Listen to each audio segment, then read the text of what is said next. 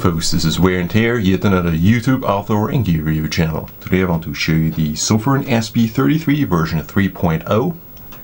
This is the third version of the SP33 flashlight. Sofirn started out years ago with the SP33 in its first version with a 3XPL flashlight. I think that was the first flashlight I ever bought from Sofirn because I really liked the idea of having a big 26650 battery, rechargeable lithium-ion battery, powering a compact flashlight, because I figured that must be a very good outdoor flashlight, offering you a lot of run times and it's still easy to pack. And that has held true, and many people have shared the same opinion. That's why a little while later the second version came out with up to 2500 lumens, and now the third version with a crazy 3500 lumens. And this version has a little bit of a hiccup in my opinion, but I will come to that later. So it's a very successful flashlight, and I must mention that I got this as a free sample from Sofirn. So what I give them in exchange is my time in reviewing these things, filming these things a little bit, and I'll give you a fair and open-minded review. I'll not sell you something or try to sell you something that is no good. I've always appreciated Sofirn's quality. They're a budget manufacturer, but they have gotten much better over the years. They have started out strong and have become even stronger. It's really hard to justify buying a Phoenix or an Olight that is much more expensive, although I have those too, when you have that level of quality from a budget manufacturer.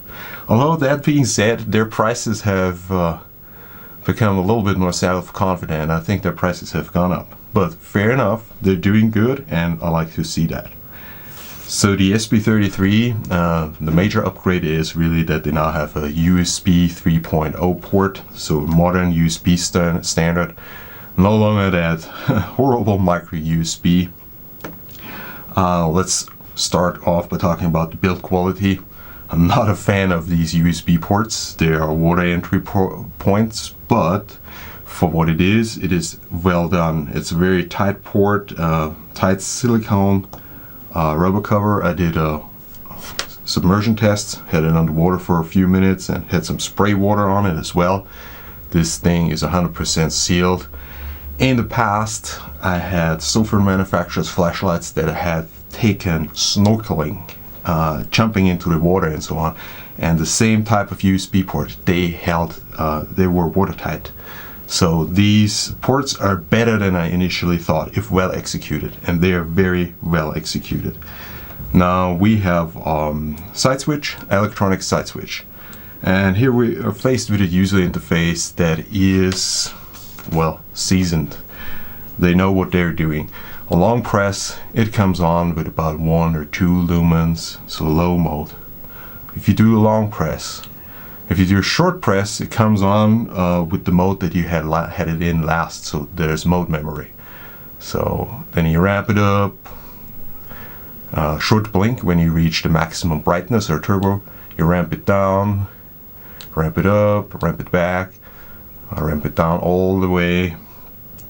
This light has actually a little bit of a slower ramping that I'm used to, and I like it because 3500 lumens. Try to find the perfect setting for the task at hand, and you have way longer run times and you waste less energy with the heat. Double click is of course turbo mode. So if I would now click 4 times, then I would activate the second mode group, where you do not have the soft ramping or stepless dimming ramping, but you have your ordinary modes, but otherwise the function is the same. I think if you click 3 times, you get into blinky modes. Yes, those blinky modes, if you're into them, they're there, but they're well hidden. They will not get in your way. So what I like about the new version, besides the USB port, the modern USB port, the excellent user interface. I'm not a friend of side switches, but as far as electronic side switches go, this is the best option. It also gives you, there's also a background LED that tells you a few things about the battery capacity. What I really like is the stainless steel bezel that is now really pronounced, and this is such an upgrade in terms of optics, but also in terms of ruggedness for a flashlight. They put some extra heat sinking in here, some extra grooves. I like that too. Of course, tail stand with this light is not a problem. There is no tripod mount. Oh my gosh, I wish for a tripod mount on every flashlight of this cylindrical type. It rolls very heavily, not so much with the lanyard. You have generous lanyard holes here, so that's not a big problem either. There would be enough space to have something like if you insert a magnet here. If you want to have it around your car, a magnet might be practical. You could insert it yourself here if you have the right size magnet. Yeah. So there are possible upgrade paths for this light.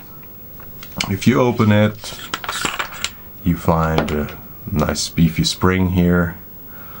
You could probably access the electronics fairly easily. There's a ring that holds them in. So there's definitely a way of getting into this light if you want to. If you want to mod it, if you want to swap the LED. I'll tell you in a moment why you might want to swap the LED. So the machining quality is excellent. They nail that machining quality of good O-rings, square threads. They nailed it since years, or since the beginning. They're very good. So there is another spring here, so you have double springs. You fit batteries of different sizes. You can fit an 18650. You have those. Oh, where do I have it? Anyways, you have those little adapters for 18650s. Typically, you don't necessarily need them. You could also improvise an adapter.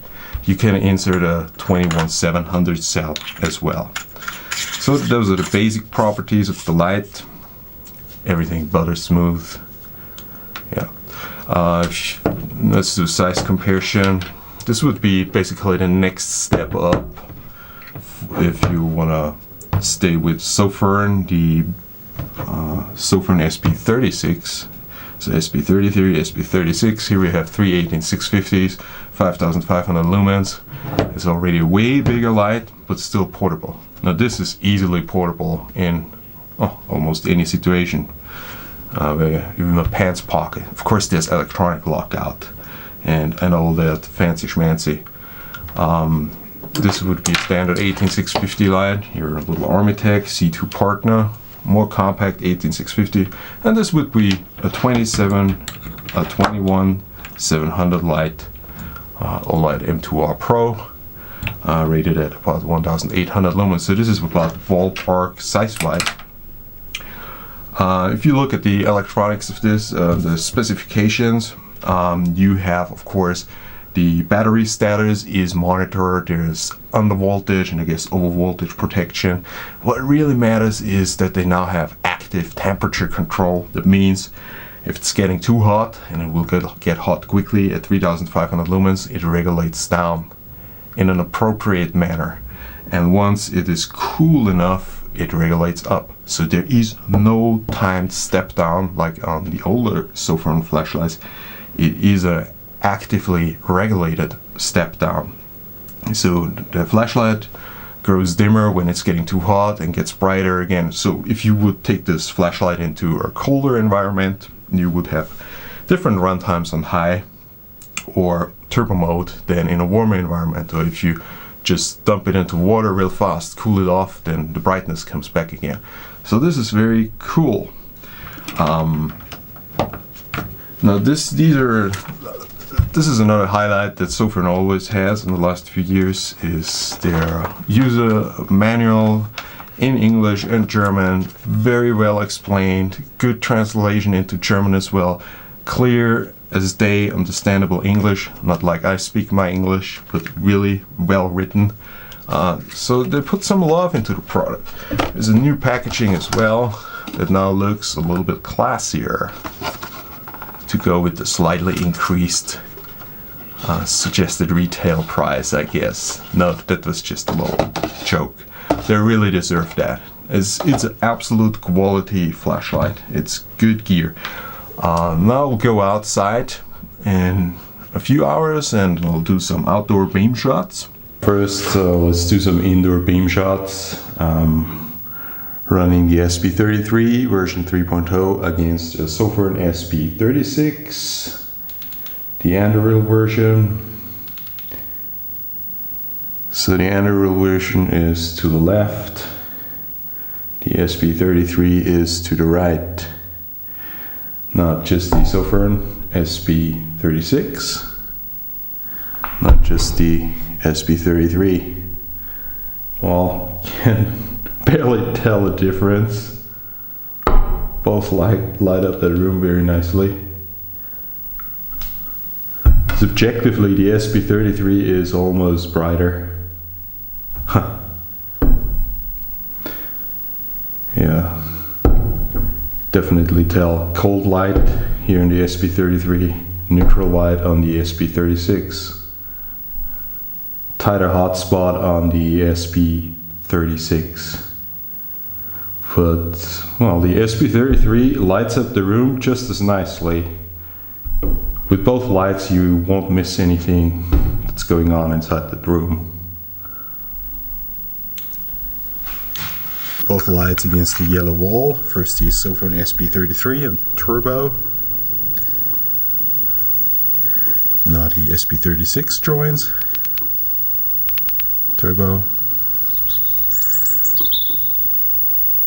The SP36 has a brighter hotspot.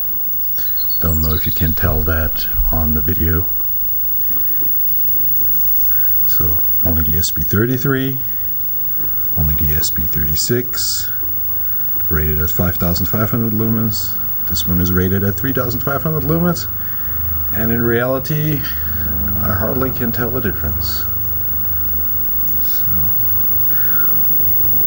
let's look at some bushes. Let's look at some greenery with both lights.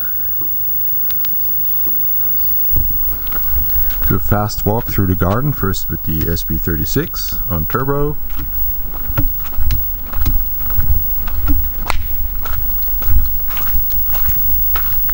The camera focus right here. So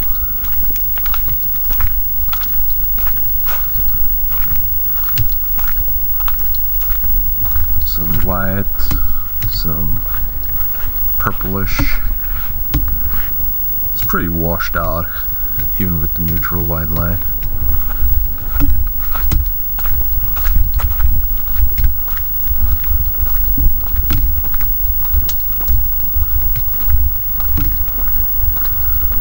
Yellow object. Of course, turbo is a bit extreme. You kind of blind yourself because it's too much light thrown back at you. Beautiful white. So, this is the SP36. So, now the SP33 on turbo.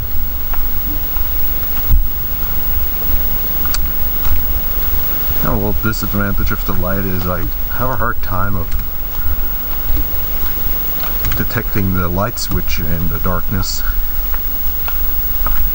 So here again, purple, white.